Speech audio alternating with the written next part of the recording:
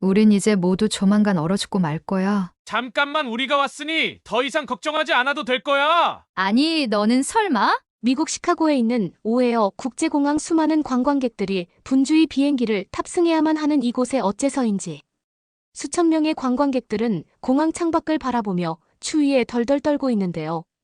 알고 봤더니 오헤어 지역에 엄청난 폭설로 비행기 6대가 전부 눈에 묻혀버리는 것은 물론 폭설을 대비한 시스템마저 누전으로 가동할 수 없어 꼼짝없이 공항의 모든 시스템이 멈춰버리고 만 것입니다. 공항 안내방송으로는 어쩔 수 없다는 말과 함께 공항 바닥에서 눈이 녹을 때까지 노숙을 해달라는 황당스러운 안내방송이 흘러나오고만 있는데요. 그런데 바로 그 순간 미국로 여행을 온 것인지 5명이 넘는 한국인 대학생들이 단체로 옷을 벗더니 폭설에 파묻혀 있는 공항 외부의 비행기로 달려가기 시작합니다. 관제탑에서는 당장 멈추라며 혼잡한 안내방송이 나오지만 어째서인지 한국인 대학생들은 손에 무언가를 든 채로 계속해서 비행기로 달려가는데요. 과연 이곳 미국의 공항에서는 무슨 일이 있던 것일까요? 감동의 모든 것 애청자 여러분. 영상 시작 전 좋아요와 불우이웃을 위해 끝까지 시청 부탁드립니다. 안녕하세요. 저는 현재 미국의 공항에서 시설물의 관리와 비행기, 수리를 담당하고 있는 전문 항공 엔지니어 케이시라고 합니다. 미국에서는 보기 드물게 비행기를 수리하는 여성 엔지니어로 지금 미국의 국제공항에서 근무하고 있는 저희 인생은 수많은 우여곡절이 있었는데요. 특히 저희 부모님께서는 여자가 무슨 비행기를 수리하냐며 제 꿈을 극구 반대하시기도 하셨고 심지어는 그러한 부모님마저도 제가 첫 국제공항에 취업할 당시 믿기 어려운 교통사고로 세상을 떠나시고 말았기 때문입니다. 그 후 인생을 혼자 살아야만 했던 저는 약 1년의 시간 동안 극심한 공황장애에 제대로 공항에 출근하지 못했고 그렇게 공항에서 해고당하고 말았는데요. 하지만 약 6개월 전 제가 겪은 한국인과 관련된 하나의 사건은 지금 저를 미국의 대표 국제공항에서 일할 수 있게 만들어주었고 지금도 저는 그때의 한국인 친구들과 각별한 친구 사이로 지내며 지금도 3개월에 한 번씩은 그 친구들을 보기 위해 한국으로 여행을 떠나기도 하는데요. 어렸을 때 저는 부모님의 교육 아래 미국에서도 한국인들이 꽤 많은 한인타운 근처의 국제기술학교에 다녔습니다. 이미 제가 태어나기도 전부터 미국의 한인타운에서 작은 운동용품을 파는 가게를 운영하셨던 부모님께서는 매번 손님으로 찾아오는 한국인들과 쉽게 친해질 수 있었고 그래서 그런지 제가 어린 학생일 때부터 저를 한국으로 유학 보내지 못한 것이 후회된다는 말을 참 많이 하셨어요. 하지만 저는 한국을 경험해 본 적도 한국인을 만나본 적도 없었기 때문에 한국이라는 나라가 그렇게 좋은 걸까라는 의문이 매번 들 수밖에 없었고 부모님께서도 이를 눈치채셨는지 제가 13살이 넘는 나이가 되자마자 한인타운 근처의 국제학교에 저를 보내셨죠. 특이하게도 그곳은 한인타운 근처에 있어서인지 정규 수업 시간에 한글과 한국어를 가르쳐주는 시간이 편성되어 있었고 저는 그러한 학교의 도움을 받아 일찍이 한국어를 자유자재로 구사할 수 있었습니다. 제가 다니고 있던 국제학교는 이처럼 한국어뿐만 아니라 다양한 예체능 계열에서 재능 있는 아이들을 키우는 기술 국제학교였고 저는 바로 이곳에서 항공기 엔지니어에 처음으로 큰 관심을 가지게 되었습니다. 다른 또래 친구들과 달리 소꿉놀이를 하거나 방 안에 조용히 앉아 책을 읽는 것은 저의 적성에 전혀 맞지 않는 일이었고 밖에서 뛰어놀며 땀을 흘리기를 좋아하던 저에게는 이처럼 거친 작업복을 입고 엄청나게 거대한 항공기 관련 정비를 한다는 것은 꽤 매력적으로 다가왔죠. 고작 13살이 조금 넘는 나이였지만 저는 그곳에 항공정비 관련 선생님을 따라 많은 것을 배울 수 있었습니다. 특이하게도 그때 당시 저희 학교에 있던 항공정비 관련 선생님께서는 한국에 있던 대기업 공항에서 수십 년의 시간 동안 항공정비를 담당하시던 경력 있는 한국인 선생님이셨는데요. 이러한 것은 일반적인 미국의 학교였다면 절대 누릴 수 없는 특권이나 마찬가지였고 저는 한국인 선생님 준기에게 항공정비는 물론 기본적인 정비 관련 지식을 배워나가며 미국에서 제일 큰 메이저 항공사의 엔지니어가 되기 위한 꿈을 키워나가게 되었습니다. 준기 선생님께서는 너무나 열정적인 선생님이셨고 대부분의 학생들이 남자로 구성되어 있었음에도 유일한 여자 학생인 저에게 더욱 더 많은 정비 기술을 알려주시며 제가 장비를 다루는 분야에서 큰 재능을 가지고 있는 것 같다며 항상 저를 응원해 주시더군요. 자연스럽게 국제학교의 유일한 한국인 선생님인 준기 선생님의 교실에는 준기 선생님뿐만 아니라 다양한 한국인 친구들도 모여들게 되었고, 저는 그곳에 있던 대부분의 한국인 친구들과 친하게 지내며 같이 정비기술을 배워나가게 되었죠. 그 중에서도 특히 저와 똑같은 정비기술을 배우던 한국인 친구 영진이는 저에게는 준기 선생님만큼이나 크게 의지가 되는 친구였습니다. 영진이는 한국에서 조종사라는 직업을 가진 부모님의 밑에서 태어나 어렸을 때부터 공항을 자기 집처럼 생각할 만큼 매우 많은 경험을 가진 친구였고, 지금은 친척들의 가족 문제 때문에 잠깐 미국에 오게 된 것이라면서 저에게 먼저 말을 걸어왔죠. 저 또한 정비기술을 배우며 한국어를 배운 탓인지 영진이와 소통을 하는 것에는 전혀 문제가 없었고, 그러한 언어적인 장벽이 없어지자 한국인 친구 영진이와 매우 빠르게 친해지며 서로의 고민을 털어놓는 깊은 사이가 될 수 있었습니다. 하지만 학교 졸업 시간이 다가올수록 영진이는 저에게 친구가 아닌 이성으로서의 관심을 보이는 것 같았고, 저는 왜인지 모르게 그때는 그저 어린 마음에 영진이와 멀어져야겠다는 생각만 들더군요. 그저 10대 후반의 나이밖에 되지 않았던 저에게는 국가가 다른 남자친구가 생긴다는 것이 그저 무서웠고, 저 또한 영진이가 남자로서는 참 좋은 사람이라고 생각했지만 선뜻 그의 마음을 받아들이는 것에는 큰 고민이 따랐습니다. 영진이는 국제학교를 졸업하게 되면 곧바로 한국으로 간다고 오래전부터 말을 했었기 때문에 저는 학교를 졸업하기 전까지 영진이에게 확실한 대답을 줘야만 했죠. 너무나 큰 고민이 되어 부모님에게도 저희 상황에 대한 고민 상담을 했지만 부모님께서는 뜬금없이 저에게 한국인 남자친구가 생기는 것이 사실이라며 집안에 경사가 났다면서 한국인 사위가 다 생겨본다는 어처구니 없는 모습만 보여주시더군요. 부모님께서는 저희 고민을 진지하게 들어주시지 않으셨고, 그저 저에게 나이도 어린데 한번 만나보는 것은 어떻겠냐며 가벼운 조언만 해주셨습니다.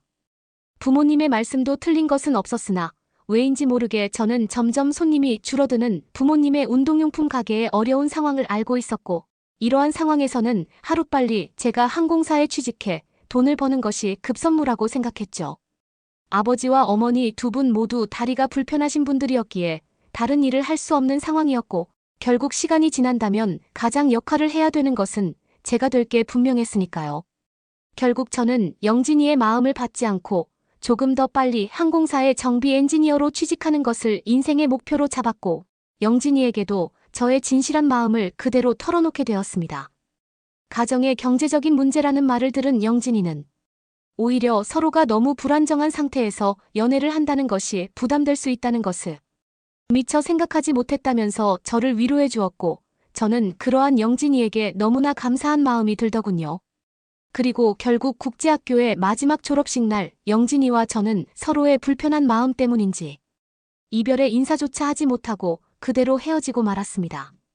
그 후에 알게 된 사실이지만 영진이는 곧바로 친척분들과 함께 비자의 문제로 다급히 한국으로 돌아갔고, 저는 학교를 졸업하기는 했지만 준기 선생님에게 조금 더 항공정비 관련 기술을 배우고 싶어서 졸업을 하고 난 이후에도 종종 학교에 가게 되었습니다. 물론 저뿐만 아니라 항공사 취업에 간절한 몇몇 친구들도 함께 등교하기는 했지만 준기 선생님께서는 열심히 배워나가는 저의 모습에 더욱 열정을 보이시면서 저를 가르쳐 주셨고, 이제는 학교 수업을 들을 필요가 없었기 때문에 더 많은 시간을 할애해 주시면서 저를 지도해 주셨죠. 그런데 어느 날 여느 때와 다름없이 준기 선생님에게 정비기술을 배우기 위해 학교를 등교한 날이었는데 선생님께서 저에게 한 장의 편지를 내미시더군요. 그리고 편지를 열어본 저는 당황스러운 마음에 눈물을 흘릴 수밖에 없었습니다. 그것은 영진이가 저에게 남긴 마지막 편지였고, 지금은 서로가 상황이 맞지 않아 헤어질 수밖에 없는 운명이지만 언젠가 둘 다 안정적인 직장에 취업하고 연애를 할 준비가 되었을 때 꼭 만나자는 말과 함께 자신의 증명사진 그리고 작은 목걸이 하나를 넣어놓았기 때문이죠. 물론 영진이의 휴대폰 번호는 이미 알고 있었지만 쉽사리 영진이에게 연락할 용기가 생기지 않았고, 그렇게 저는 점점 머릿속에서 영진이라는 사람을 잊어가고만 있었습니다. 운이 좋았던 것인지 제가 취업을 준비할 당시 미국의 대부분 대형 국제공항에서는 대규모 인재 채용을 하던 중이었고 제가 지원을 원하던 항공관리 정비 분야에도 꽤 많은 사람을 뽑고 있더군요. 그리고 약 2차례의 시험을 통해 저는 학교를 졸업하고 4년 만에 제가 원하던 미국의 메이저 항공사의 엔지니어로 취직할 수 있었습니다. 놀랍게도 그때 당시 제가 취업을 성공한 공항에서는 처음으로 여자 엔지니어가 입사한 시기였고 그래서 그런지 저는 더욱 더 많은 주목을 받으며 입사 첫날부터 큰 부담감을 가지게 되었죠. 하지만 한국인 선생님 중기 선생님에게 배웠던 항공정비 기술 덕분인지 그곳에서 오래 근무한 미국의 선배 기술자분들도 제가 정비를 하는 과정을 보면서 미국에서는 전혀 보지 못한 정비법인데 혹시 누구에게 배웠냐면서 감탄을 하시더군요. 그럴 때마다 저는 국제학교를 통해 한국인 선생님에게 배웠다는 말을 매우 자랑스럽게 할 수 있었고 저의 선배 엔지니어분들은 역시 한국의 섬세한 기술력은 따라갈 수가 없다며 오히려 저희 정비 기술을 배우기도 하셨습니다. 그렇게 항공사에 취업하고 약 1년여의 세월이 지나 어느 정도 일과에 적응하게 되었을 때 전혀 겪어보지 못한 사고가 제가 다니고 있던 공항에서 터지고 말았죠.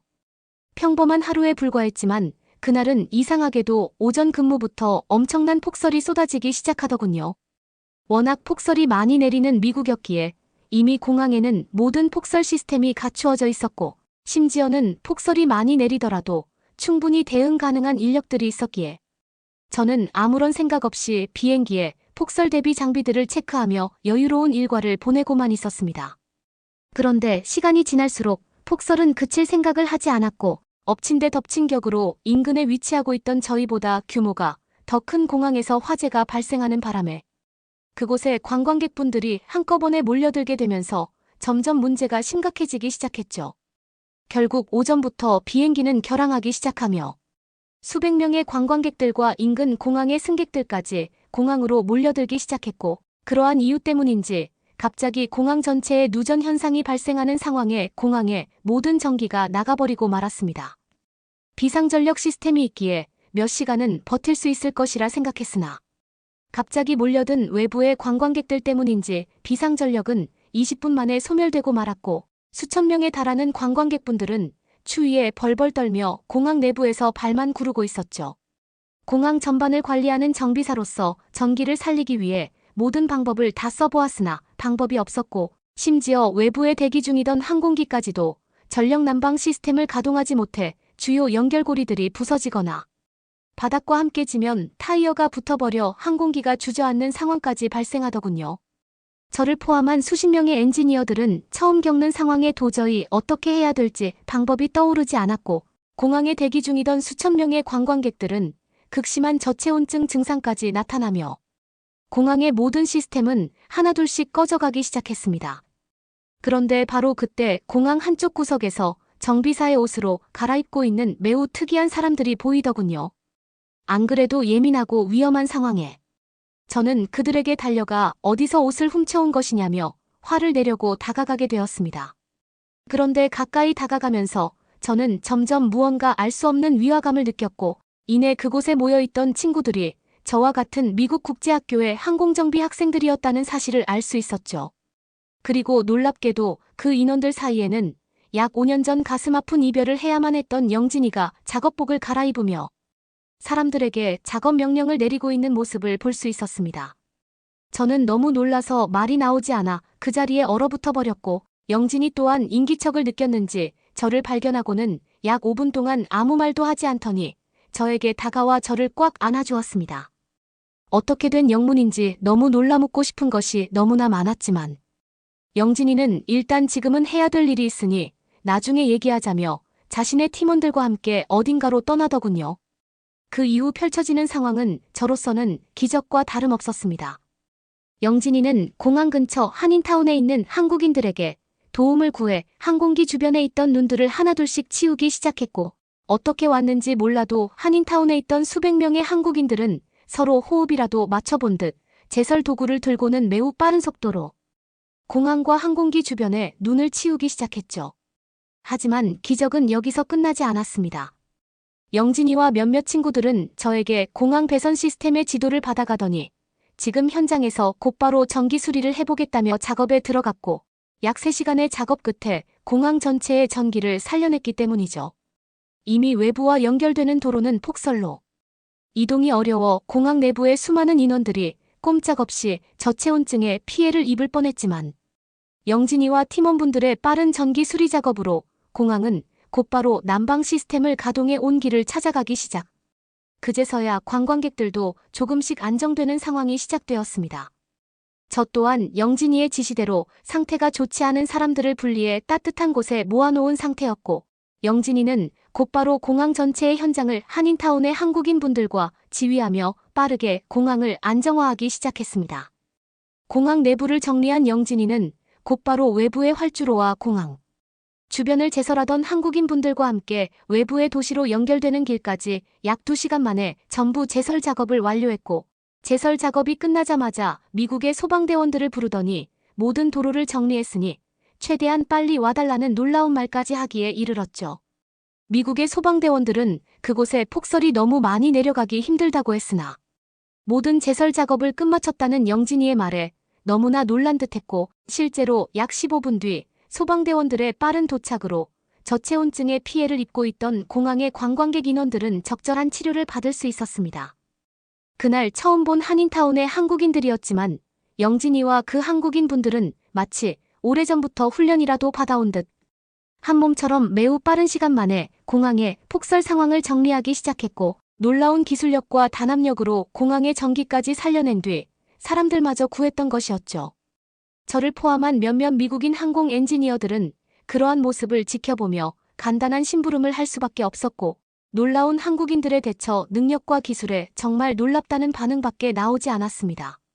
모든 상황이 안정된 후 영진이는 저를 부르더니 이제부터는 빠르게 항공기를 창고로 옮겨야 하는 작업을 해야 된다며 전문 항공정비 자격이 있는 저를 포함한 몇몇 사람들을 불러냈고, 폭설이 쏟아지는 야외에서 작업을 지시하며 항공기의 하부를 수리한 뒤 곧바로 비행기 창고에 모든 항공기를 이동시키고 말았죠.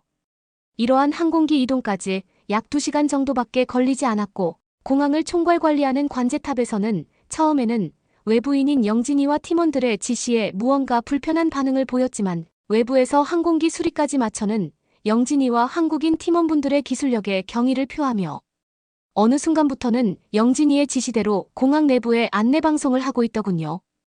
우연한 만남으로 시작된 기적이었지만 저는 영진이가 한국에서 지내던 사이 이렇게나 기술적으로 발전해 있을 줄 몰랐고, 그것에 더 큰 매력을 느끼고 말았습니다.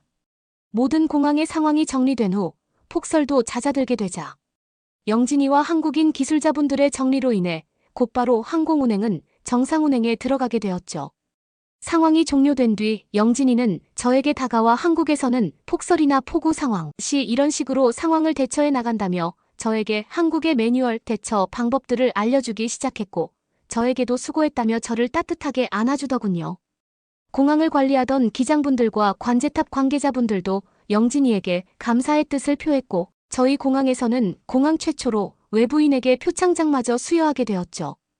그 후 약 6개월이라는 시간이 지난 지금 저와 영진이는 미국에서 제일 큰 국제공항에서 기술을 가르쳐주는 기술 고문으로 일을 하고 있고, 그러는 사이 서로의 작은 결혼식도 올릴 수 있었습니다. 그날 하루의 우연은 저와 영진이를 다시 한번 이어주었고, 영진이가 한국에서 배운 항공 정비 기술에 큰 관심을 보인 미국의 한 국제공항은 저와 영진이를 정식 기술 고문으로 채용하기까지 했죠. 그동안 너무 오랫동안 떨어져 있었던 만큼 저와는 더욱 따뜻한 사랑을 해나가고 있고, 저희 부부의 마지막 최종 꿈인 한국으로의 이민을 위해 또 다른 계획을 준비해 나가고 있습니다. 구독과 좋아요 부탁드리며 사연자분께 전해드릴 댓글도 남겨주시면 전달해드리겠습니다. 그러면 더욱 감동적인 다음 사연으로 넘어가겠습니다. 안녕하세요. 제 이름은 비너스이며 25세 독일 사람입니다. 저는 자동차 회사에 다니는 중입니다. 엄마는 좋아했었지만 그 아빠는 반대였습니다. 아버지가 독일에서 군인인데 직급이 높아요. 한국으로 가려면 뭘 해야 되는지 모르겠어요. 지금은 아버지가 군인을 그만두셨지만 제가 한국으로 가는 걸 반대하셨습니다. 왜냐하면 독일이랑 한국이랑 너무 멀어서. 그래서 아버지가 저를 안 보내고 싶었어요. 한국 위험하지 않았냐고, 그때는 아빠가 곁에 있으면 안 되냐고요. 갈 거면 미국을 가지 한국에 왜 가냐고 물어봤어요. 저는 어쩔 수 없어서 짐 싸서 나갔어요. 다음 날 아버지가 되게 화가 나시고 저랑 연락을 안 했어요. 시간이 지나서 저희 아버지의 화가 풀리셔서 그래도 다행입니다. 그래도 한국에 가보고 싶다고 했습니다. 한국에 가을이 왔어요. 아버지가 인천공항에 도착하자마자 조금 놀라는 표정이었습니다. 인천공항이 사실 크기는 크잖아요. 그래서 아버지가 놀라는 게 상상이 안 가서 저는 깜짝 놀랐어요. 갑자기 제가 왜 그러냐고 물어봤어요. 아버지랑 있었던 이야기들을 본격적으로 꺼내기 전에 그간 아버지와 제가 어떻게 지냈는지, 우리 아버지로 말할 것 같으면 어떤 사람이었는지 이런 이야기들을 좀 먼저 하고 얘기를 시작하는 게 훨씬 좋겠어요. 물론 제 소개도 좀 더 하고요. 조금은 긴 이야기가 될 수 있는데 여러분 들어주실 거죠? 사실 어디서부터 시작해야 할지 모르겠어요. 왜냐하면 모든 게 아직도 꿈처럼 느껴지거든요. 제가 아버지와 한국에서 겪은 이야기를 적게 될 줄이야. 지금 이렇게 사연을 적으면서도 저에게 진짜로 일어났던 일이라는 게 참 믿어지지가 않아요. 왜냐면 아버지는 한국을 휴전국가라고 그렇게 위험하다고 생각하고 제가 한국 이야기를 꺼낼 때마다 그렇게 경노하던 무섭고 엄격하게만 구시던 아버지가 제 앞에서 닭똥 같은 눈물을 흘리면서 감정을 억제하지 못했던 그 당시의 상황이 아직도 잊혀지지 않거든요. 평생을 군인으로 살아왔던 강인하디 강인하셨던 아버지가 한국에서 오신 뒤 눈물을 펑펑 흘리셨던 그 사연 지금부터 바로 말해볼게요. 저는 할 이야기가 아주 많아요. 그래서 어디서부터 제 이야기를 들려드려야 할지 모르겠어요. 조금만 시간을 좀 되돌려 볼게요. 저는 독일에서 대대로 군인의 핏줄의 딸이에요. 외동은 아니에요.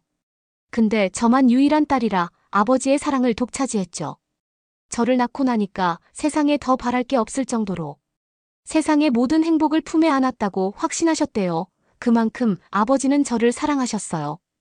세상에 아름답고 예쁜 모든 것들을 다 저에게 주고 싶어 하셨죠. 한국에서는 이걸 딸바보라고 부르죠. 맞아요.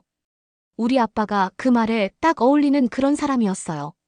제가 자다가 긁어서 조금 살에 상처만 나도 잠든 저의 곁에서 연고를 발라주며 속상해하곤 하셨으니까요. 그런데 아마 저희 아빠를 아시는 분들이 들으면 아주 깜짝 놀라실걸요. 저희 아버지는 보통의 평범한 셀러리맨이 아니셨거든요. 아버지 이야기를 하려니 너무 떨리고 그렇네요. 무려 저희 아버지는 사성장군이나 하신 군인이셨어요. 은퇴하기 전까지는 아버지에게는 저 다음으로 군대와 나라가 아버지의 전부와도 같았죠. 저의 어린 시절에 대한 기억을 더듬어 보면 저는 저의 이름보다 제 아버지의 딸로 불리는 게 익숙했습니다. 그 정도로 아버지는 독일에서 저명한 유명인사였죠. 30년이 넘는 기간 동안 복무하시면서 훈장을 받으실 정도로 진정한 군인이라 불리는 그런 분이셨어요. 다른 곳도 아니고 저희 고국인 독일에서 저 정도 군인이라는 건 어떤 걸 의미하는 건지 명확하게 이야기해드리기도 힘들 정도예요. 우리나라 사람들은 군대 이야기하면 끝도 없이 할 수 있을 거예요. 아무튼 우리나라에서 군대는 단순히 국방 기능을 넘어서 사회적, 경제적, 문화적으로나 깊은 의미를 가지고 있기도 하고 독일의 상징성으로 불릴 수도 있는 부분이에요. 거기서 가장 중요한 위치를 차지하고 있는 게 다름 아닌 우리 아빠였으니 얼마나 대단한 건지 좀 감이 오실까요? 아버지의 카리스마는 보통이 아니었어요. 아무도 아버지에게 쉽게 말을 걸지 못했죠.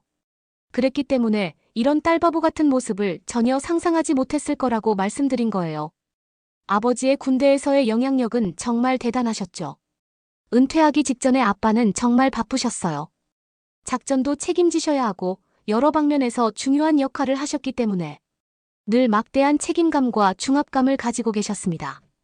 제가 어렸을 때부터 아버지에게는 가족을 빼고서는 군대가 아버지 인생의 전부라는 걸 말하지 않아도 누구나 알 수 있는 그런 인생을 살고 계셨으니까요.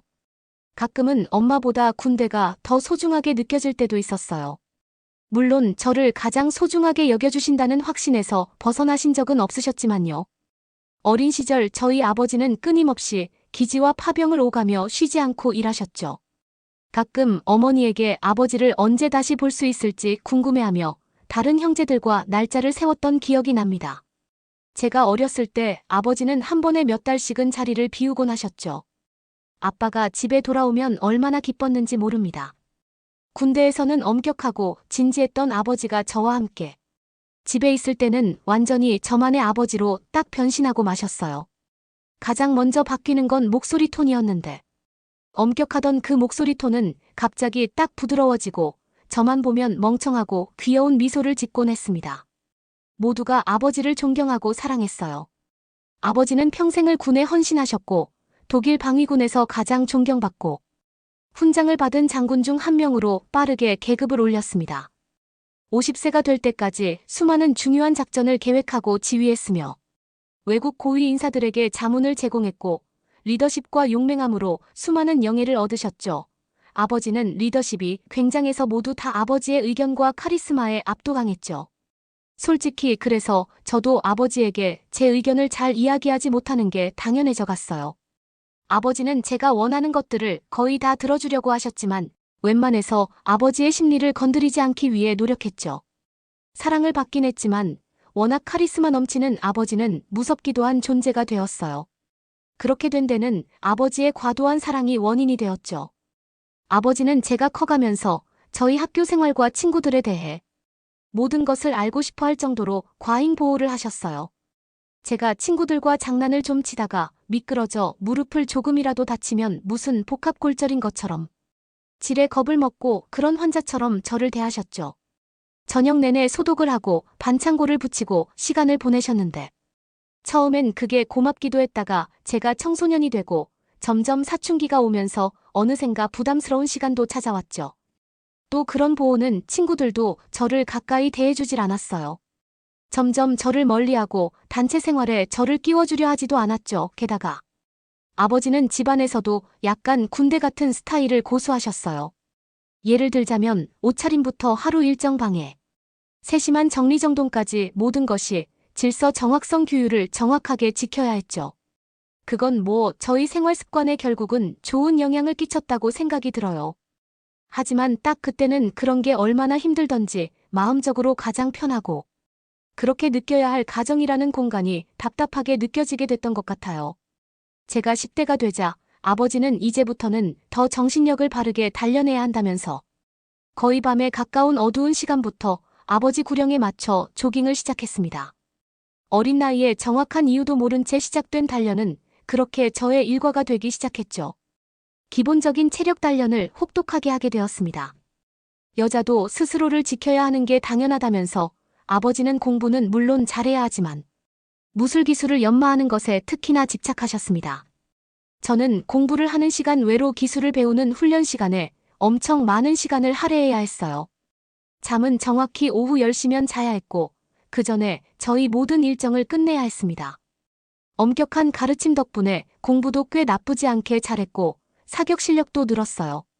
10개의 표적 중 8개 이상을 명중하는 사람이 됐죠. 하지만 아버지는 더 늘어야 한다고 하셨지만요.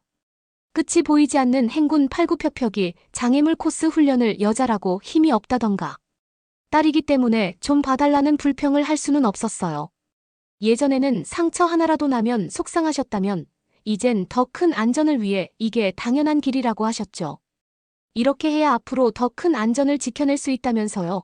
그땐 정말 눈물 나고 혹독한 10대를 거치게 하셨던 것 같아요. 그 덕에 저는 확실히 육체적으로는 다른 또래보다 강해졌어요. 하지만 정신적으로는 강해지지 못했죠. 점점 더 약해졌거든요. 마음은 겉으로 보이지 않으니까요. 우선 저런 혹독한 훈련을 하다 보니 친구들과 놀 시간이나 저만의 시간 자체가 없었어요. 청소년이 되고 혼자 있고 싶고 이젠 저 혼자 알고 있는 것들도 제법 생기고 싶은 나이가 충분히 되었는데도 아버지는 여전히 변하지 않으셨고 아버지의 눈에는 여전히 저는 어린 나이에 머무르는 듯했죠. 저는 시간이 가도 아이 다루듯 저를 대하시는 아버지가 점점 이해가지도 않았고 답답했습니다. 알아요. 아버지로서 저를 너무 사랑하셨고 제가 다치는 것을 원치 않으셨던 거겠죠. 하지만 그게 어떨 땐 탁 숨이 막히는 느낌을 줬어요. 이럴 거면 왜 훈련들을 한 거고 친구들이랑 나는 언제 자유롭게 놀 수 있을까 하는 것들이요. 아무도 저희 집에 놀러 오려고 하지 않았어요. 아버지가 그냥 평범한 사람도 아니잖아요. 누구나 아버지를 안다는 건 좋은 조건만은 아니에요. 아버지의 과잉 보호도 힘들었지만 저명한 군사 영웅의 외동딸이라는 사실도 보통 부담은 아니었습니다. 다른 사람들이 아버지의 업적에 대해 이야기할 때마다 자부심이 부풀어 올랐지만 그런 분의 딸이 저것밖에 못하냐는 기대감에 미치지 못할까봐 하는 불안감은 저를 항상 겁먹게 했어요. 웃기죠. 가장 강한 사람의 딸이 가장 겁을 내며 자라야 했다는 게 말이에요. 저는 사람들이 저를 평가할까봐 겁을 내야 했어요. 그럴 수밖에 없었죠. 저는 뭘 해도 아버지 그 이상을 할 자신이 없었으니까요.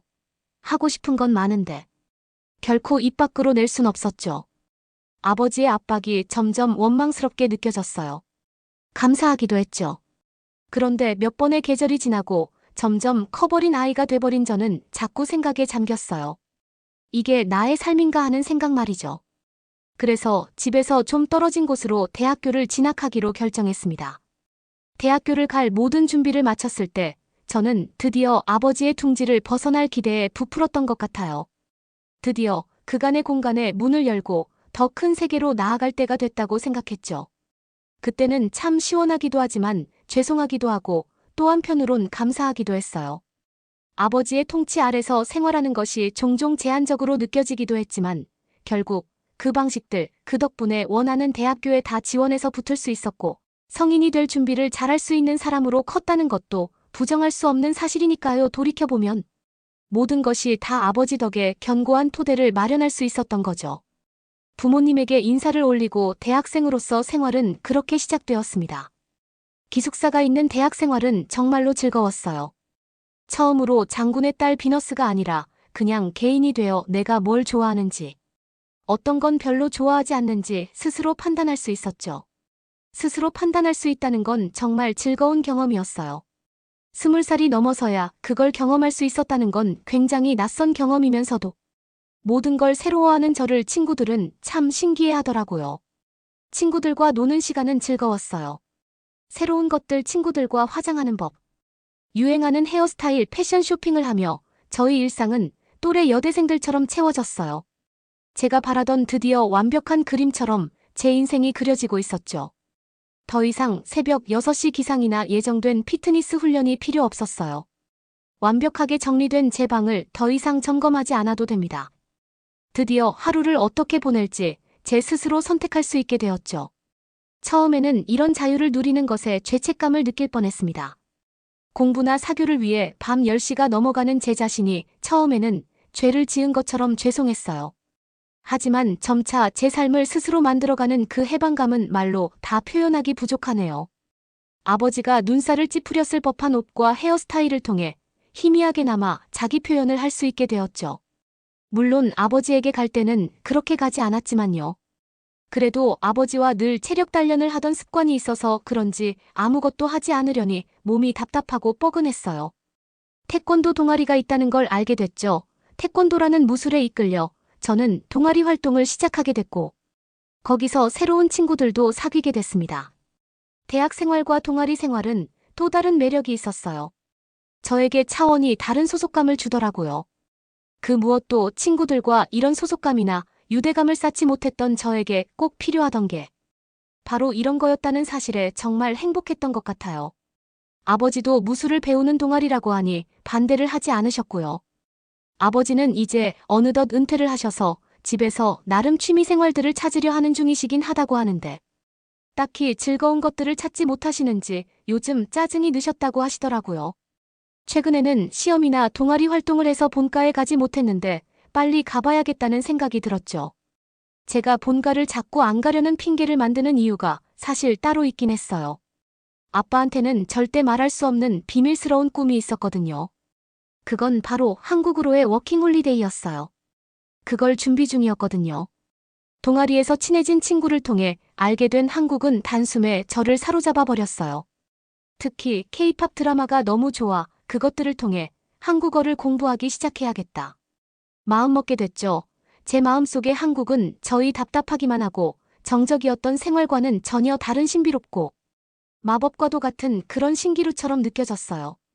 저는 한국의 서울로 가서 명동도 가보고 쇼핑을 하면서 진짜 한국식 바비큐를 먹고 코인 노래방이라 불리는 곳에서 노래도 부르는 제 모습을 상상해보곤 했습니다. 한국에 가서 일도 하면서 제가 그렇게도 느껴보고 싶었던 한국의 문화에 대해 느껴볼 수 있다면 얼마나 좋을까. 매일 상상했어요. 그래서 비자도 신청했고 결과만 기다리고 있었어요. 물론 부모님에게는 이야기하지 않았고요. 수없이 고민했어요. 그런데 그건 불가능한 일이라는 걸 저번에 본가에 갔을 때 완벽하게 알아챘죠. 아버지를 떠보려고 제 동아리에 대한 이야기를 하다가 한국에 대한 생각을 여쭤봤어요. 친구가 이번에 한국 여행을 가려고 하는데 따라갈까 했다면서 연기를 하며 아버지를 떠봤죠. 그러자 아버지는 발끈하시면서 그 먼 곳을 간다고. 너 거기가 휴전 국가인 것도 몰라. 너 죽고 싶어서. 그래, 그런 곳을 이제는 막 가겠다고 미친 거니. 정여행이 필요한 거면 미국이나 유럽 여행이나 다녀와 한 번 더 한국 이야기 꺼내기만 해봐. 그땐 정말 이야기만으로 안 끝날 테니까 알겠니? 아버지가 그렇게 저에게 크게 화를 낸 적이 처음이었습니다. 저는 그 자리에서 일어날 수가 없었어요. 아버지가 저에게 그 정도의 표정을 보인 게 난생 처음이라 볼까지 붉어질 정도로 무서웠거든요. 그래서 저는 이야기하지 못했던 거예요. 이왕 주사위는 던져졌고 후회해도 이젠 늦었어요. 허락을 받느니 나중에 용서를 구하는 편이 더 쉬울 거라고 판단했어요. 왜 그렇게 무리해서 한국을 가려고 했냐고요. 대학에 입학하고 나서 보낸 시간들이 저의 성장과 자아 발견에 새로운 부분이 열린 것 같았어요. 저는 제가 자라온 보호의 벽 너머의 삶이 이렇게 생겼다는 걸 드디어 알았거든요. 그래서 저는 아버지의 딸이 아니라 그냥 제 스스로 사는 삶을 살아봐야겠다는 판단이 확실해졌고, 그러기 위해선 새로운 나라가 적합했어요. 그리고 여러 친구들을 사귀면서 세상을 보는 시각이 달라져 있었죠. 많은 사람들과 그들의 생각을 배우고 깨달아가면서 저는 이미 예전의 제가 아니었어요. 이제 저에게 더 익숙한 건 집과 아버지의 감시에서 벗어나 생활하는 거였죠. 졸업을 하게 되면 저는 예전처럼 결코 돌아갈 순 없을 거예요. 그러느니 제 마음이 가는 일을 하는 게 옳을 거라 생각했어요. 학교를 졸업하고 비자가 다 나오고 한국으로 갈 준비가 다 되었을 때까지도 용기가 없는 비겁한 제 입은 아버지에게 말할 용기가 나질 않더군요. 그래도 끝없이 말을 하지 않을 수는 없는 노릇이었어요. 엄마를 찾아갔죠. 엄마에게 제 진심을 이야기했습니다. 그리고 이제 바로 곧 떠날 거라고 말하면서요. 저는 이 긴 편지를 아버지에게 전해달라며 저의 긴긴 고민과 마음이 적힌 편지를 엄마에게 건넸습니다. 엄마는 눈물을 흘리시면서도 제가 아버지에게 들켜 혼나고 결국 가지 못하게 될까봐 걱정하셨습니다. 그래서 엄마와 둘이 비밀작전을 짜게 됐어요. 아버지가 주무실 때 딱 노래를 틀으실 때 그때 그냥 집에서 빠져나가라고 하셨죠. 귀가 밝으시기 때문에 자다가도 일어나실 거라면서요. 그렇게 미리 부른 택시를 타고 공항으로 도망치듯 떠났습니다. 정말 숨막히는 순간이었던 것 같아요. 눈앞이 아득했습니다. 왜 아버지와 나는 어긋난 걸까? 나는 왜 이런 걸 택할 수밖에 없었을까? 저는 심호흡을 하고 10시간이 걸리는 인천행 비행기에 몸을 실었습니다. 비행기 표를 확인해 좌석을 찾아 앉은 저는 좌석에 앉아 설명할 수 없는 눈물이 흐르기 시작했습니다. 아버지가 어떻게 반응하실지 궁금해 속이 울렁거렸어요. 아버지가 얼마나 화가 나실지도 걱정됐지만 그것보다 그냥 저를 얼마나 걱정하고 그리워하실지 죄송했어요. 그래도 저는 언젠간 아버지가 이해해 주셨으면 좋겠다고 말씀드렸어요. 긴장되는 일이긴 했지만 솔직히 저는 제 자신이 자랑스러웠습니다. 평생을 순종적인 딸로 명령을 따랐던 제가 드디어 스스로 인생을 걸어가는 첫걸음이었으니까요. 왜 제가 유일하게 이런 선택을 할 수밖에 없었는지 조금이라도 알게 되시길 바랄 뿐이었습니다. 비행기가 이륙하는 동안 하지만 구름을 바라보며 저는 제가 옳은 일을 하고 있다고 스스로를 안심시켰어요. 그때 제가 할 수 있는 건 그것뿐이었으니까요. 꿈처럼 바랬던 한국에서의 생활은 제 인생에서 가장 초현실적인 순간이었다고 할 수 있을 것 같아요. 한국의 모습은 제가 상상했던 것보다 훨씬 더 좋았습니다. 회사 근처로 잡은 숙소도 깔끔했고 집주인분도 친절하고 따뜻하게 저를 맞이해 주셨어요. 정말 혼자서 한국에 왔다는 사실이 믿기지 않았어요. 오랜 꿈과 기다림 끝에 도착한 저는 모든 순간을 만끽했어요. 모든 걱정들을 잊고 싶어 더 열심히 즐기고 일했습니다. 저의 사수였던 동료는 저와 같은 독일 사람인 피치였는데 피치는 월차까지 내서 저를 서울 구경까지 시켜주고 한국에 빠르게 적응할 수 있게 도움을 줬죠. 우리는 금세 친해졌고 시장과 카페 쇼핑지구 관광 명소를 다니며 알찬 시간들을 보냈어요. 밤에는 홍대 밤문화와 노래방을 돌아다녔고 그렇게 꿈꾸던 코인 노래방도 클럽도 구경해 볼 수 있었어요. 원래라면 절대 할 수 없었던 춤을 늦은 시간까지 추는 것들을 한 거죠. 한국에서의 경험은 제가 평평한 화면으로 봤던 것에 비할 수 없을 정도로 실제로 훨씬 더 즐거웠어요. 금요일과 주말을 기대하게 했죠. 그래서는 주말을 기다려본 적이 별로 없거든요. 그리고 피치가 했던 말 중에 가장 공감한 말은 한국에 대한 인상은 모든 곳이 말도 안 될 정도로 깨끗하고 완벽히 안전하다는 거였어요. 정말 어디든 안전을 위해 CCTV로 촬영이 되고 있었고 사람들은 서로가 서로의 CCTV가 되어준 것처럼 서로의 안전을 지키고 있었죠. 저는 이런 한국의 면들을 보니까 더 떳떳해졌어요. 아버지에게 보여드리고 싶었죠. 아버지가 걱정하는 곳이 아니었다는 거요. 솔직히 말씀드리자면 처음 몇 주는 정말 행복했습니다. 그런데 갈수록 수많은 감정이 들었어요. 문득 외로워지더라고요. 한국에서 지낸 지 3개월 정도 됐을 무렵 전화 걸지 않기로 독하게 마음을 먹었는데 결국 엄마에게 전화를 걸고 말았습니다. 그동안 제가 떠난 후 어머니에게 들은 아버지의 반응은 역시나 제 상상 그대로였습니다. 그 이상이라고 했어야 할까요? 충격을 받아 아버지는 더 엄격하고 무서워지셨고 저를 볼 생각도 없고 제 이름도 꺼내지 말라고 하셨다고 하시더군요. 이제부터 내 딸이 아니라면서요. 그 이후에도 몇 번이고 아버지와 연락을 하기 위해 시도했지만 제 연락을 거절하셨고 저와 연락을 하길 원치 않으셨어요. 저는 아버지에게 음성 메시지를 남겼습니다. 진심으로 죄송하다는 목소리와 함께 보고 싶다는 말을 남겼죠. 그리고 저는 우리가 지구 반바퀴나 떨어져 있으니 내가 살고 있는 지금을 직접 보시고 판단해달라는 말을 했어요. 그 말을 하기까지 저에게도 정말 큰 용기가 필요했습니다. 더 이상 피할 수는 없었어요. 마주하고 싶었죠. 아버지의 반응이 궁금했어요.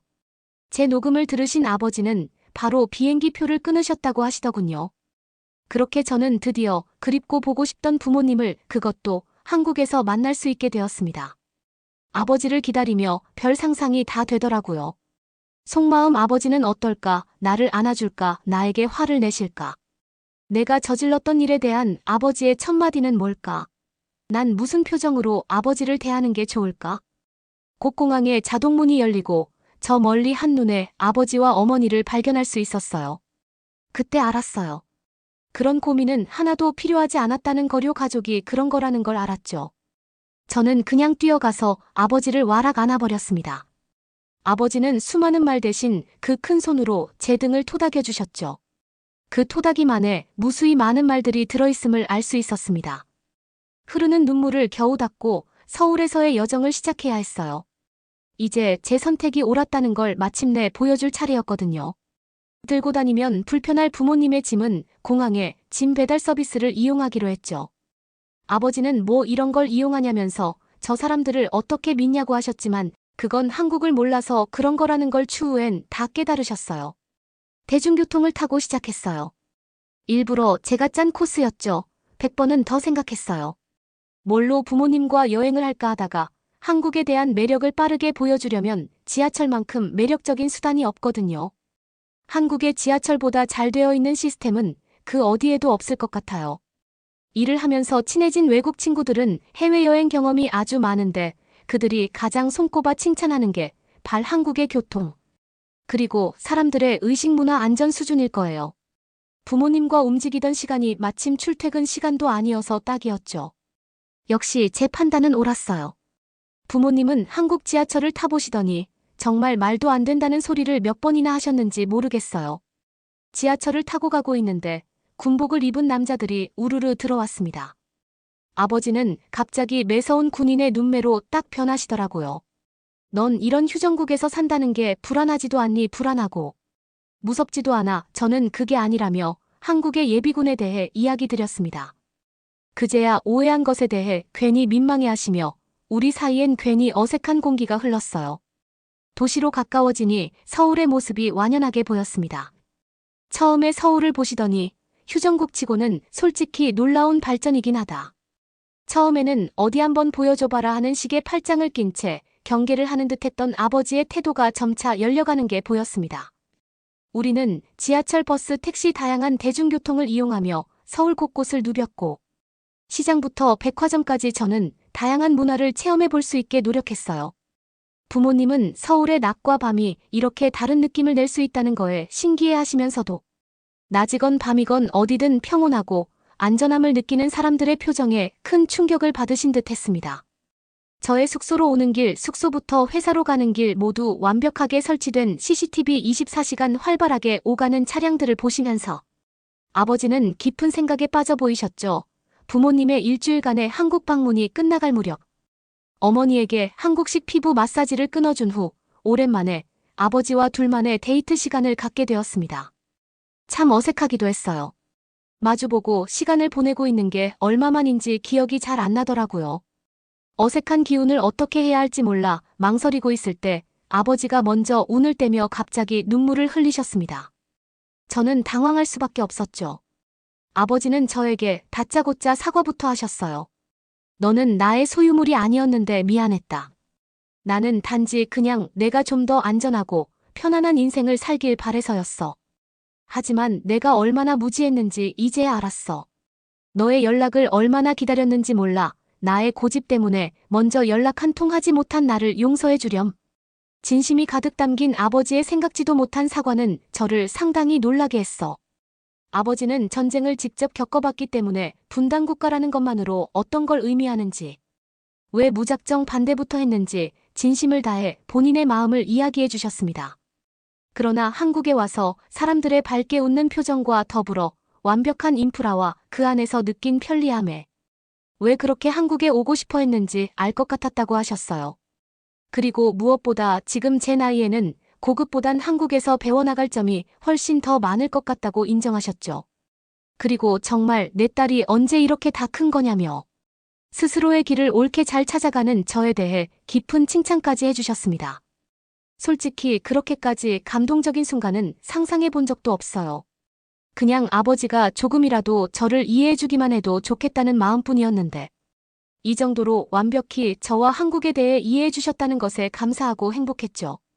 다음 날 아침 공항에서 작별 인사를 나누며 우리는 눈물을 흘리면서도 웃고 있었습니다.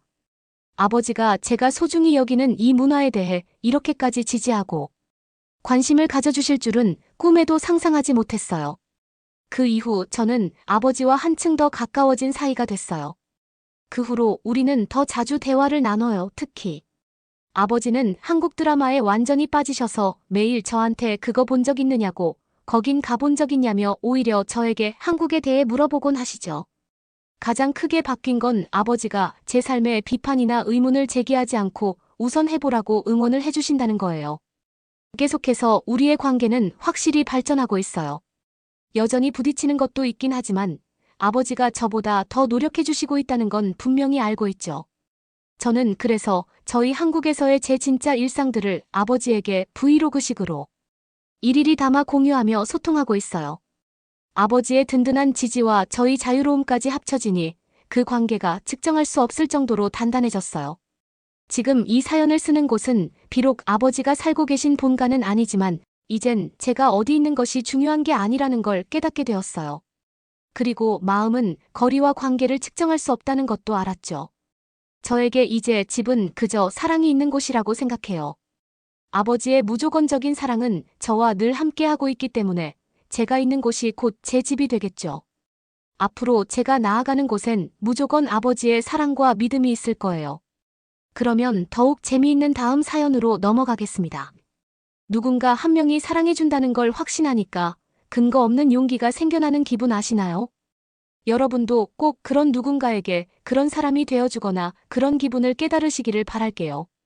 안녕하세요. 제 이름은 웨일리입니다. 제가 핀란드에서 왔습니다. 그리고 저 30살입니다. 제가 처음에 한국에 왔을 때 벌써 10년 됐는데 그냥 산책하고 3개월 동안 한국에서 살았습니다. 그때는 한국 생활 보고 한국 문화 배우고 살고 싶은지 아니면 공부하고 싶은지 고민 많아서 처음에 왔을 때 겨울이었는데 방학 때 여름에 다시 와서 한국 생활해보고 2년 뒤에 유학으로 한국에 왔습니다. 학사 졸업하고 그 석사 입학 다시 했을 때 그때는 다시 1년으로 한국에 왔습니다. 네, 제가 남자친구 있었는데 지금은 남편이 되었습니다. 처음에 만났을 때 이후로 10년 됐습니다. 고등학교 졸업하자마자 제가 러시아 쪽으로 방학 때 갔는데 그때 만났어요. 그때 한국 남자 만났고 그냥 친구처럼 의사소통 잘 되었고 저희 연락 자주 했으니까 한국 뭔지 궁금하게 되었어요. 관계에 대해서 뭐 관심이 없었는데 뭐 사귈지 안 사귈지 고민도 많았고 왜냐하면 제가 열심히 공부해야 돼서 연애하는 시간이 없었어요. 그래서 3년이란 시간이 지난 뒤에 사귀게 되었어요. 그래서 한국에 더 자주 오고 제가 석사에서 공부할 때 같이 살게 되었고 국사 졸업하기 전에 프로포즈 받았어요. 그때는 코로나 거의 시작했었는데 제가 다시 핀란드로 들어오다가 막혀서 저희는 못 만났어요. 1년 반 동안 그래서 이렇게 1년 반 후 다시 만나고 결혼도 하고 근데 결혼식은 못했어요. 뭐 그냥 기다렸어요. 어떻게 될지 몰라서 그때 코로나도 심해서 생각도 못했어요.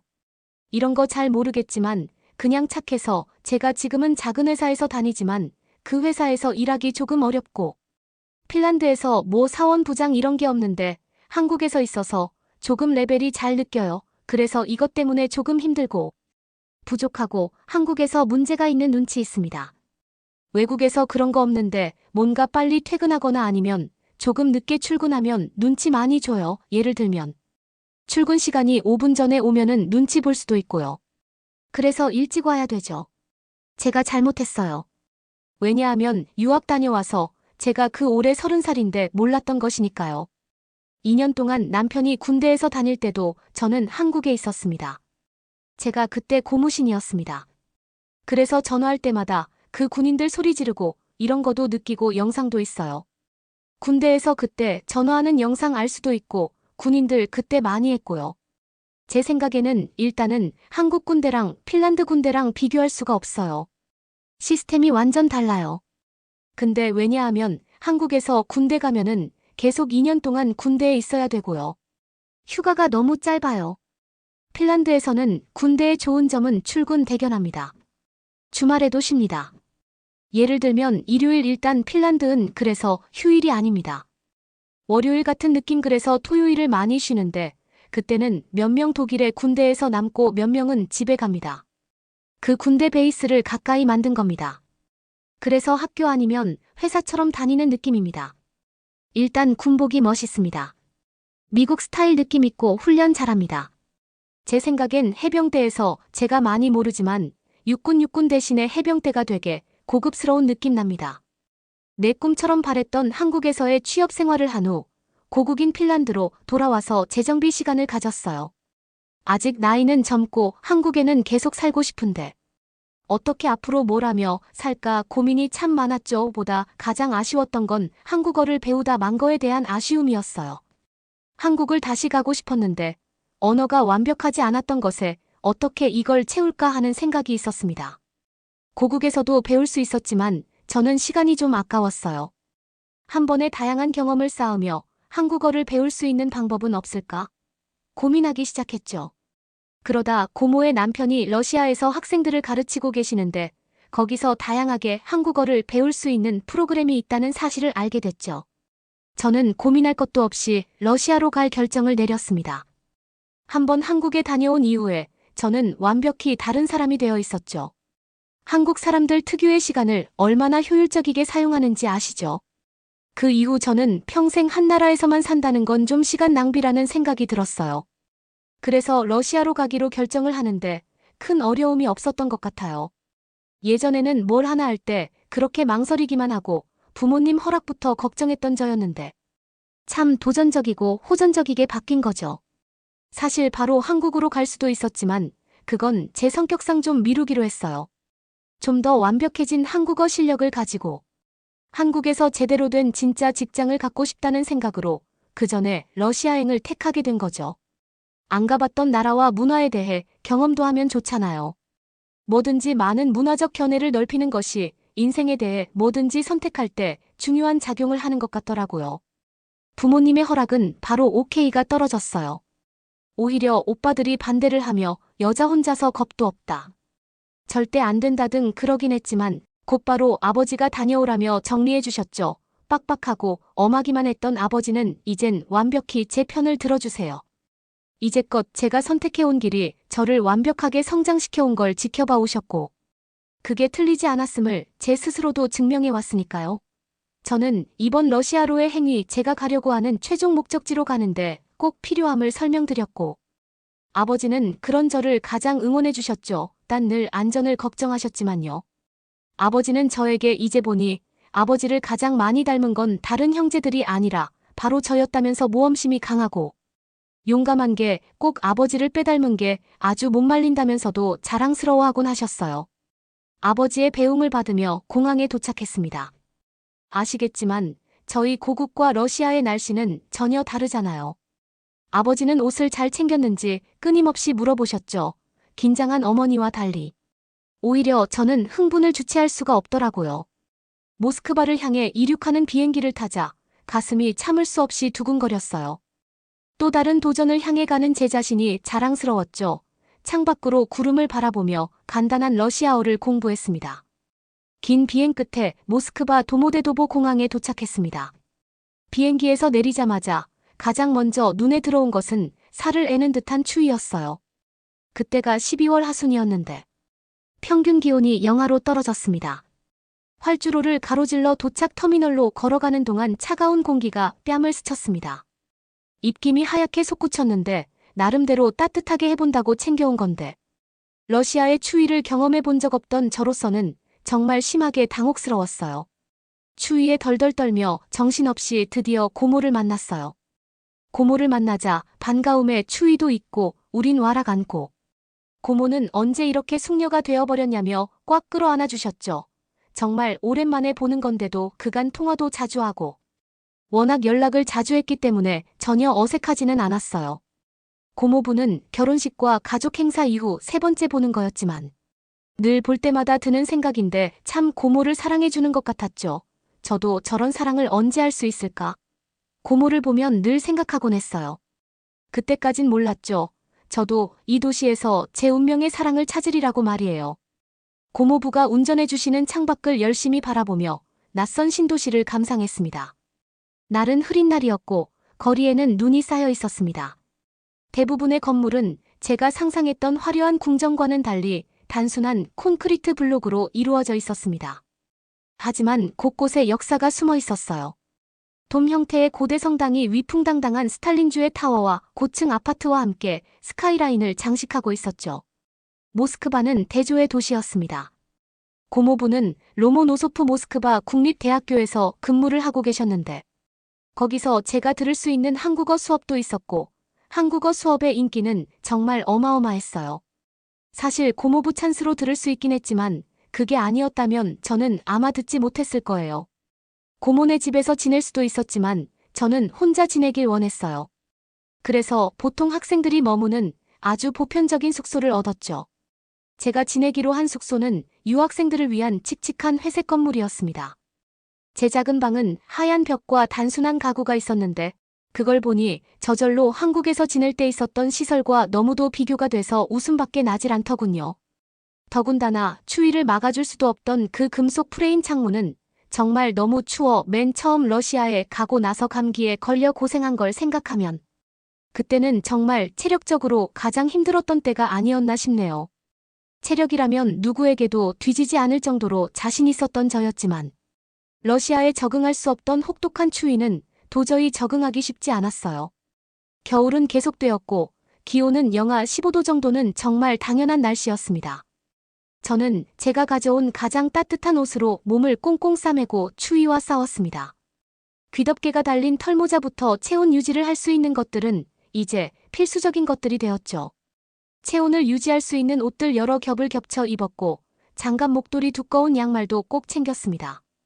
그래도 이 모든 것이 지금만 알 수 있는 소중한 경험이고 나중엔 자산이 될 거라 믿으며 이 시간을 즐기자 마음먹었습니다. 첫 주는 오리엔테이션 캠퍼스 투어 입문 강의로 정신없이 보냈습니다. 제가 듣는 강의는 러시아에서도 가장 인기 있는 한국어 강의 중 하나여서 상당히 학생 수도 많았어요. 또 이 학교 역시 상당한 역사를 가진 곳이라 아치형 복도가 있는 웅장한 본관 건물을 걷는 것만으로도 과거로 돌아간 듯한 기분이 들었습니다. 캠퍼스 주변의 번화한 거리를 돌아다니며 자유시간을 보냈고, 그렇게 생각보다 러시아 생활에 잘 적응하고 있긴 했죠. 딱 하나만 조금 힘들었지만요. 러시아어가 아주 기초 수준이었기 때문에 의사소통이 자유롭고 원활하지 않다는 거였어요. 그래도 한국어로 대화하는 부분에 있어서는 나쁘지 않은 수준이라 학업을 따라가기엔 수월했어요. 같은 수업을 듣는 친구들과도 빠르게 친해졌고, 우리는 과제를 함께 하느라 카페도 다녔죠. 모스크바에서의 일상에 차츰 적응을 하고, 러시아어로 대화하는 것이 더 편해지면서 제 언어 실력은 한국어도 러시아어도 나날이 향상되고 있었어요. 저는 다른 유학생 몇 명과 친구가 되었지만 대부분의 시간을 공부에 몰두했습니다. 결국은 한국으로 가는 것이 목표였기 때문에 저녁이면 숙소에서 온라인으로도 한국어 수업을 들으며 시간을 보냈습니다. 체력적인 부분도 채우고 싶었지만 그 부분만은 쉽지 않았어요. 그 이유는 러시아의 특수한 상황 때문이었는데요. 모스크바는 위도가 높고 적도의 일정한 12시간의 낮과는 거리가 멀었기 때문에 짧은 겨울 낮과 긴 밤이 이어져 이 시기에는 해가 거의 오전 8시가 되어야 뜨고 오후 5시쯤 지기 시작하거든요. 그래서 제가 안전하게 밖에서 운동을 하거나 체력 단련을 할 수 있는 시간은 없었어요. 1월이 되자 모스크바는 끝없이 회색빛 어둠으로 뒤덮였습니다. 낮에는 어둡고 음산한 날들이 이어졌고 약한 햇빛이 잠깐 상식만 비쳤습니다. 저는 점점 위축되어 바깥의 매서운 추위를 피해 방에 틀어박혀 며칠을 보냈어요. 그런데 사람이 그런 날들만을 계속 보내다 보니 사람도 날씨처럼 되는 기분 아세요? 저는 더는 이렇게만 있을 순 없겠다 싶더라고요. 추운 날씨에도 어느 정도 적응했겠다. 밖으로 나가 혼자서 이 나라를 그리고 지금 이 시기를 더 즐길 방법을 모색해야겠다고 생각했죠. 그렇게 나가게 된 외출 러시아는 보면 볼수록 그래도 불편한 건 있지만 아름다운 것도 있었어요. 웅장한 건축물이나 그 풍부한 문화유산이 신기했죠. 우리나라와도 다르고 한국과도 다른 러시아만 가지고 있는 이 매력은 이곳에 오길 잘했구나.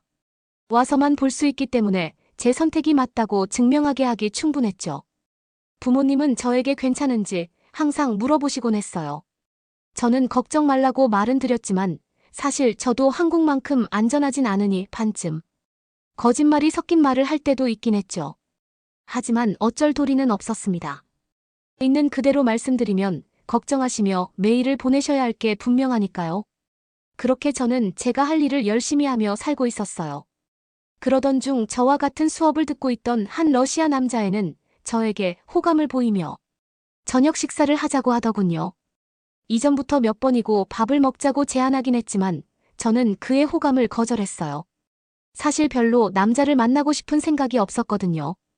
지금 저는 저희 미래를 향해 달려가고 싶은 생각뿐이지 다른 것에 시간을 할애하고 싶은 생각은 없으니까요. 그런데 너무 많은 제안을 하다 보니 저도 확실히 거절해야 할 것 같아 그날은 저녁을 먹으며 확실히 제 입장을 전하기로 했습니다. 하루 종일 수업을 마친 어느 날 저녁 그와 식사를 했어요. 뭐든 저에게 공통분모를 찾아내 재미있는 이야기를 하려고 하는 것 같은데 왜인지 그 대화가 조금도 즐겁게 느껴지질 않았죠. 이야기를 꺼내려 하는데 제 마음을 눈치챘는지 데려다 주겠다며 말을 딱 자르고 일어나 걷자고 하더군요. 다음에 이야기해야겠다는 생각으로 자리에서 일어나 숙소로 돌아가려고 자리를 나섰습니다. 역시나 그날도 어둡고 흐렸습니다. 길은 이미 한산했고 사람 한 명 보이지 않았습니다. 차가운 어스름 속으로 그와 걷는데 매서운 칼바람이 불어왔습니다. 그는 춥다며 본인의 옷깃만을 가리더군요. 거기서 본능적으로 그가 어떤 사람인지 알아챈던 것 같습니다. 저도 스카프를 얼굴 위로 끌어올리고 두 팔로 제 몸을 감싸 안으며 얼어붙은 몸을 가리며 걸었습니다. 그때까지는 상상하지도 못했습니다. 곧 저에게 그 끔찍한 일이 닥칠 거라고 말이죠. 제가 너무 마음을 놓았던 걸까요? 좀 더 조심했어야 했던 걸까요? 어둠 속에서 갑자기 제 뒤에서 발소리가 들렸습니다. 속도를 높이면서 맥박이 빨라지기 시작했습니다. 하지만 발소리는 점점 더 가까워졌습니다. 위험을 무릅쓰고 뒤를 돌아보니 희미한 불빛 속에서 키가 큰 사람이 다가오는 것이 보였습니다. 다시 고개를 돌리자 숨이 턱 막혔습니다. 한 남자가 제 바로 앞에 서서 제 앞길을 막고 있었습니다. 제가 반응하기도 전에 그는 제 팔을 꽉 움켜쥐고 옆 골목으로 끌고 들어가려고 했습니다. 저는 비명을 지르려고 입을 벌렸고 그 남자애는 서서 아무것도 하지 못하고 겁에 질려 서 있었습니다. 모든 것은 순식간에 벌어진 일이었어요. 순간 엄청난 무서움은 아무 소리도 나오지 못하게 했습니다. 결국 저는 아무런 저항도 할 수 없이 괴한에게 끌려갔고 골목까지 가게 되었습니다. 그 순간 별의별 생각이 다 들었습니다. 제발 사람만 나가게 해달라고 수없이 빌고 또 빌었습니다. 괴한은 저를 벽돌벽에 거칠게 밀치고 한 손으로 제 입을 막으며 러시아어로 뭐라 말을 하는데 제가 알아들을 수 없는 말이었습니다. 그저 제 눈앞에는 어둠 속에서 빛나는 그의 칼날만 보일 뿐이었어요. 두려움에 마비가 된 저는 아버지에게 배웠던 어떤 무술도 쓸 수가 없었습니다. 몸부림을 쳐도 괴한이 힘을 이겨낼 수가 없었죠. 괴한은 빠르게 제 지갑과 휴대폰을 주머니에 넣고는 다시 저에게 시선을 돌렸습니다. 눈물이 뚝뚝 흘렀습니다. 괴한은 저에게 점점 가까이 다가왔습니다. 제가 생각한 최악의 시간이 다가온 듯했어요. 다시 그때를 생각하면서 사연을 쓰려니 손이 떨리네요. 그때 저는 두 눈을 질끈 감았습니다. 아버지를 생각했어요. 그리고 제가 사랑하는 모든 사람의 얼굴을 떠올렸습니다.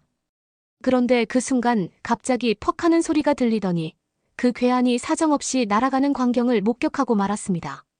저도 그 괴한도 깜짝 놀라 고개를 돌려 한 곳을 쳐다보자 한 남성이 서 있었어요. 그는 순식간에 엄청난 스피드로 달려와 괴한을 몇 대 더 발로 사정없이 발로 찼고 그는 고통스럽게 울부짖으며 두 손을 모아 싹싹 빌기 시작했습니다. 괴한은 저에게서 뺏은 것들을 재빠르게 바닥에 내려두고 주랭랑을 쳐버렸죠.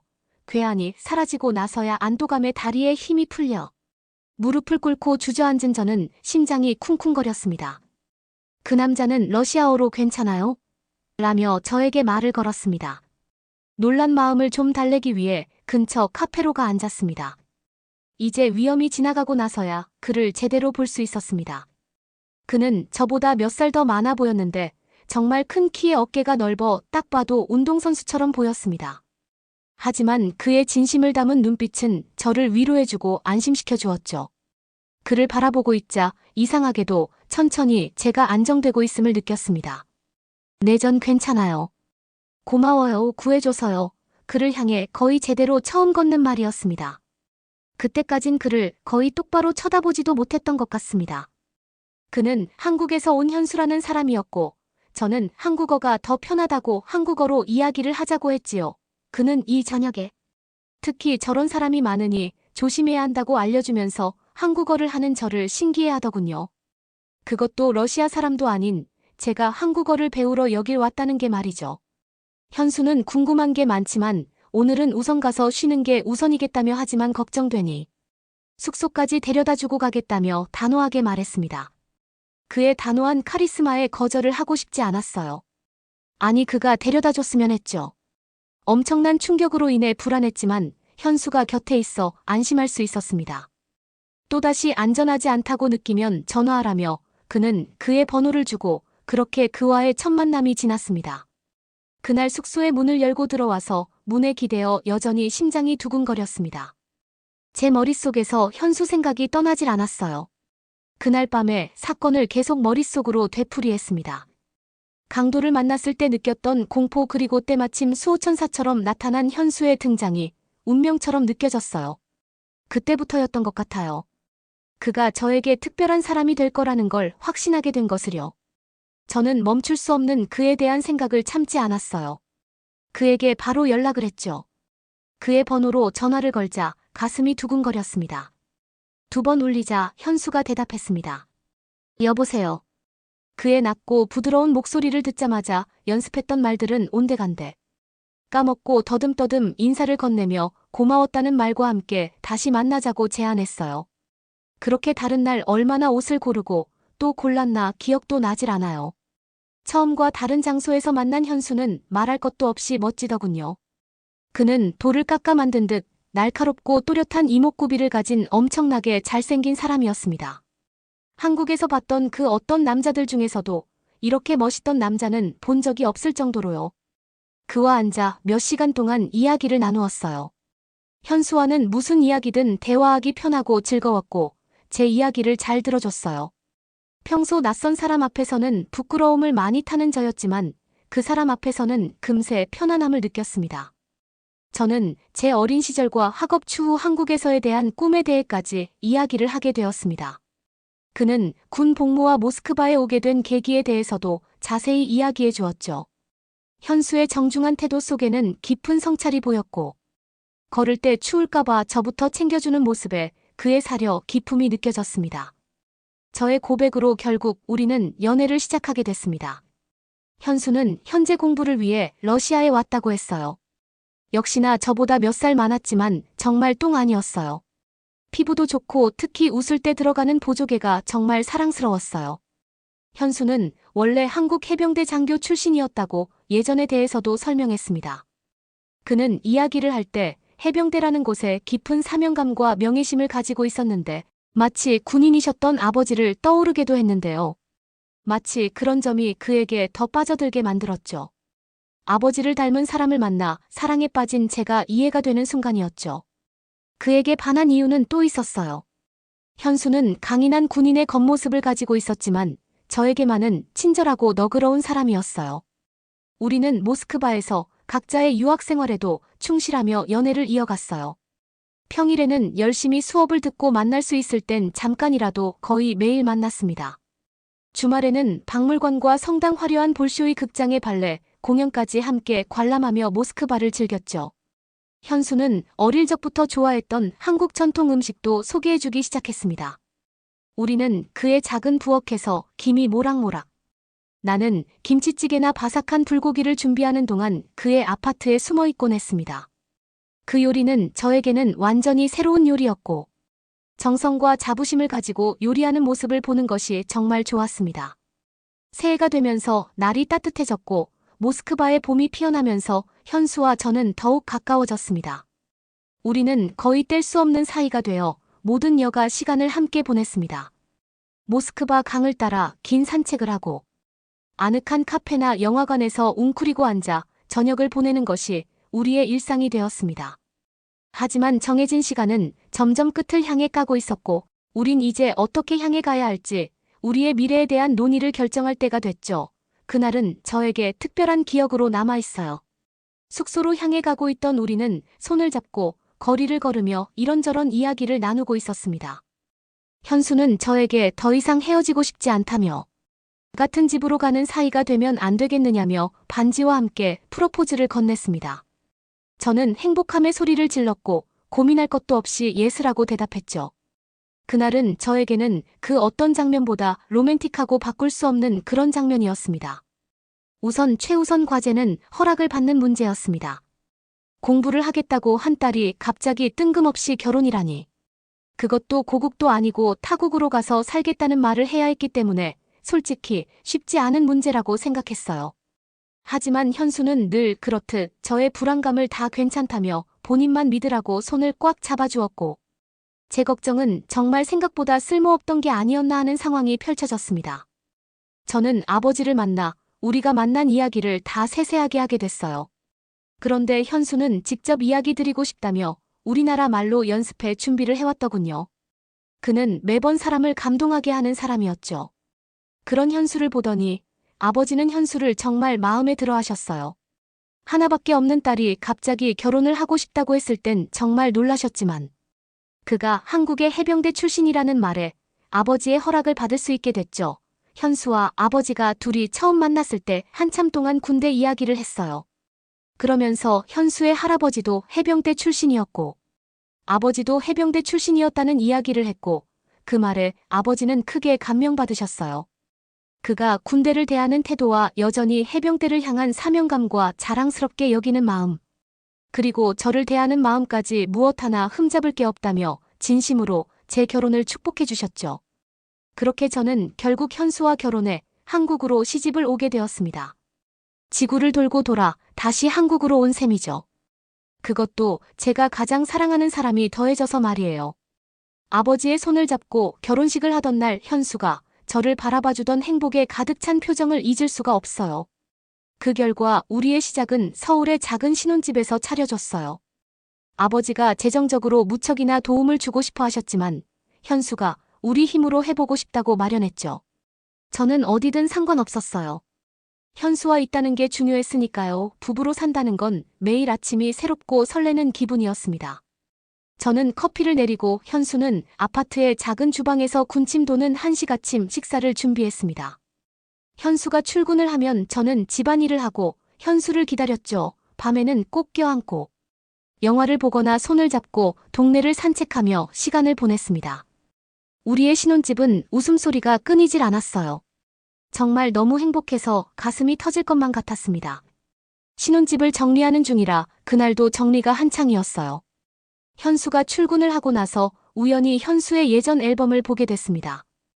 해병대 시절 앨범만 따로 보관을 했더라고요. 딱 봐도 현수를 한눈에 찾을 수 있었습니다. 해병대 시절 현수는 참 멋있었어요.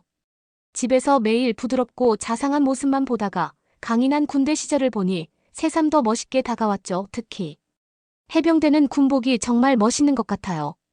지금은 그가 입지 않지만 여전히 소중하게 집에 간직하고 있거든요.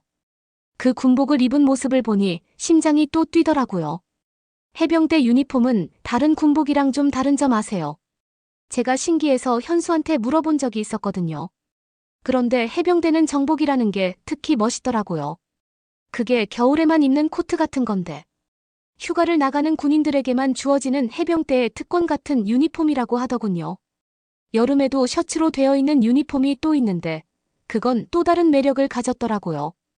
이런 것들이 그들의 소속성이나 강인함을 확실히 더 부각시키긴 하는 것 같아요. 그것 말고도 해병대는 팔강모처럼 상징하는 것들이 많잖아요. 또 빨간 명찰도요. 저는 이런 강력한 부대를 나온 현수가 너무 자랑스러워요. 군인의 딸이라 그런가. 저는 현수가 해병대 시절 이야기를 해주는 게 참 좋더라고요. 그리고 한국 해병대가 얼마나 유명하고 대단한지도 잘 알죠. 해병대는 전 세계에서도 유명할 정도로 강한 부대라고 들었는데 현수가 말해준 일명 해병대 정신이라 불리는 강한 정신력은 제가 방송으로 잠깐 본 적이 있는데 정말 경악할 정도로 대단하더라고요. 평생 군인이었던 아버지도 인정하실 정도니까요. 해병대는 정말 극한의 상황에 대비한 훈련까지 받더군요. 그래서 특히 상륙작전이나 특수작전이 세계적으로도 손꼽힐 만큼 인정을 받는다고 하더라고요. 아버지가 그러셨지만 세계 여러 해병대 중에서도 특히 한국 해병대가 제일 높은 평가를 받는다는 걸 들었기에 더 현수를 좋아하고 신뢰하시는 것 같아요. 현수는 이제 새로운 직업 도전을 하기 위해 가끔 지방 출장이 생겼어요. 저도 이제 저희 미래를 위해 새로운 직장을 찾아 나설 거예요. 그래서 현수는 늘 걱정이 많죠. 떨어져 있을 제가 혹시나 위험하진 않을까 하면서요. 하지만 저는 전혀 걱정하지 않아요. 여기는 러시아가 아니잖아요. 한국이죠. 그리고 이젠 두려울 게 없어요. 현수의 변하지 않는 사랑만 있다면 어떤 미지의 미래가 와도 두려움 없이 맞설 수 있을 것 같거든요. 여러분은 어떻게 보셨나요? 응원과 격려의 한마디씩을 댓글로 남겨주시기 바랍니다. 사연자분들에게 전달해드리겠습니다. 실제 사연 제보를 받고 있습니다. 채택되신 분께는 작은 선물도 보내드리고 있습니다. 저희의 사연이 여러분의 하루에 작은 힘이 될 수 있었으면 좋겠습니다. 감동적인 사연을 주변 분들과 이야기 나눠보세요. 더욱더 좋은 영상으로 다시 찾아뵙겠습니다.